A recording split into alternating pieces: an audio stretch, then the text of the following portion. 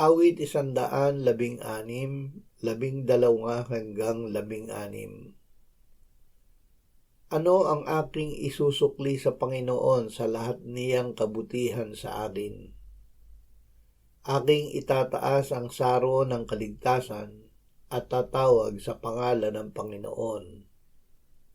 Tutuparin ko ang aking mga panata sa Panginoon sa harap ng lahat ng kanyang bayan. Mahalaga sa paningin ng Panginoon ang kamatayan ng kanyang mga banal. O Panginoon, ako'y iyong lingkod, anak ng iyong lingkod na babae. Iyong kinalag ang aking mga gapos.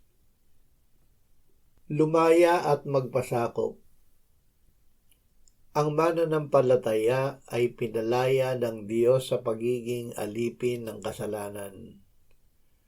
Ang pinalaya ni Jesus ay tunay na malaya.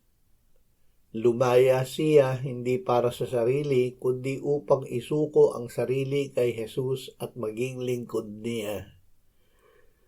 Siya ay inalis ng Diyos sa paghahari ng kadiliman at inilipat sa kaharian ng liwanag, ang kaharian ng kanyang minamahal na anak.